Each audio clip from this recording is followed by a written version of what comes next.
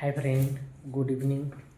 आप लोग कैसे हैं? आज हम कैटरेज ऑफ रिफ्रैक्शंस के बारे में बात करते हैं। फंडामेंटल में कैटरेज ऑफ रिफ्रैक्शंस के बारे में बात करते हैं। कैसे कैटरेज ऑफ रिफ्रैक्शन, ये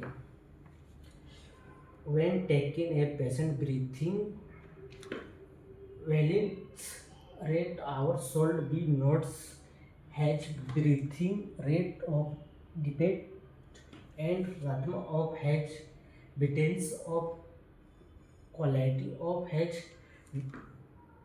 valence and factors such as that not normal। तो ये हो गया यहाँ तक। अब हम इसका आंसर बात करते हैं। ये नॉर्मल अडल्ट ब्रीथ्स एट ये साइड रेट ये breathing right from 12 to 20 breath. इसमें बताया जा रहा है कि 12 to 20 breath per minute is normal. Children have ये normal breathing rate of 20 to 28 breath per minutes. इसमें बताया जा रहा है 12 to 20 breath per minutes is normal. Children have ये नॉर्मल ब्रीथिंग रेट ऑफ, फिर आ रहा है इसमें 20 to 28 breath per minutes. In fact have ये normal range of 30 to 60 breath per minutes.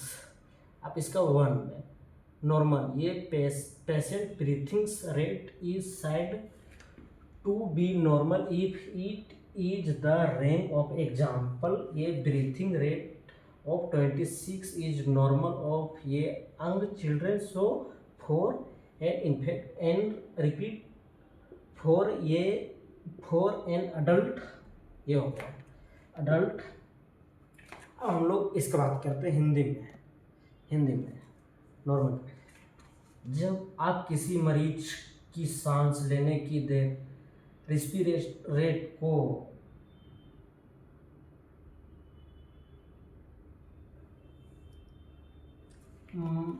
मापते हैं तो आपको केवल सांस की गिनती ही नहीं करनी चाहिए, गिनती ही नहीं करना चाहिए। इसके साथ अलग अलग आपको सांस की गहराई, डिफर्ट रत्न और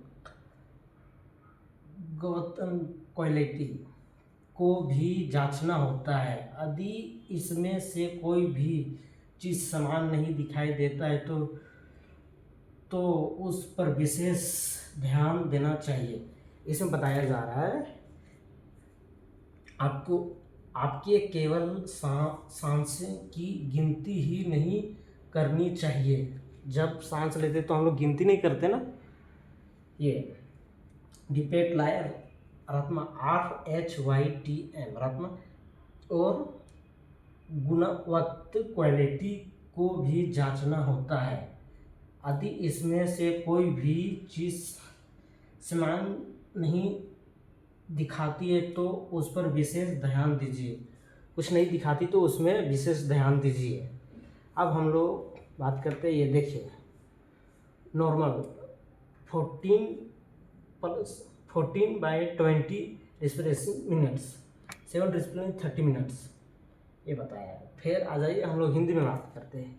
एक समय अडल्ट बच्चों, चिल्ड्रन और शिशु।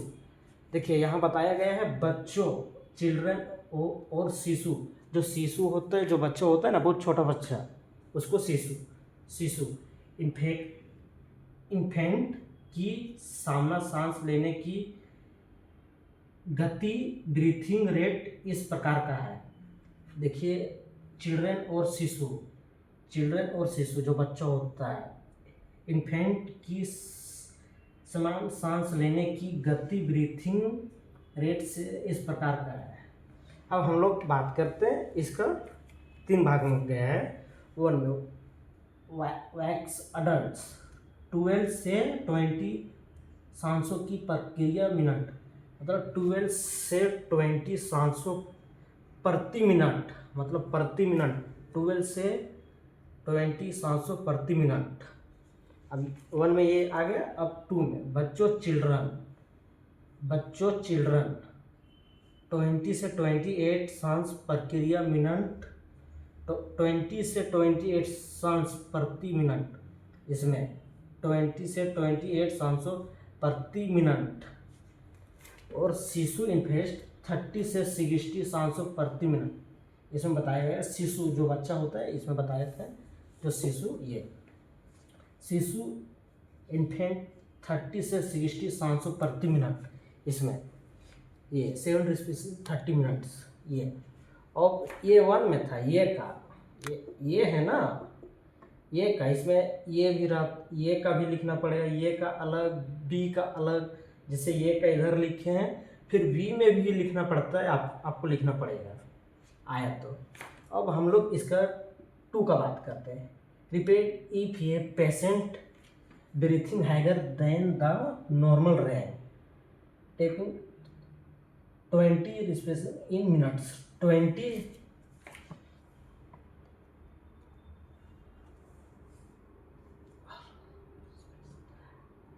Respiration in minutes. देखिए जब कोई भी हॉस्पिटल में हम लोग जाते हैं, वहाँ एक बोर्ड रहता है ऐसे इतना बड़ा, उसमें ऐसे ऐसे चलता है ना, ऐसे देखिएगा, कोई मतलब बोर्ड रहता है, उसमें रहता है जो टीवी जैसा रहता है, टीवी जैसा, उसमें देखिए लाइन चलता है। ये हो गया। और 3 में इफ ये patient breathing right is below in normal rank, H breathing is ये showing breathing 14 respiration in per minute, 4 respiration in 30 second, 4 respiration in 30 second। ये है आज का फंडामेंटल का 1 डे है भाई।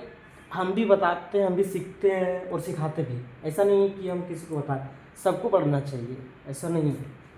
आप लोग को भी ध्यान देना पड़ेगा, हमको भी ध्यान देना पड़ता है, ये सवाल है आज का, यही मेरा है। और इधर मौसम बहुत डेंजर है बेंगलोर का, अभी बहुत बारिश हो रहा है, यही था, देख सकते हैं आप लोग।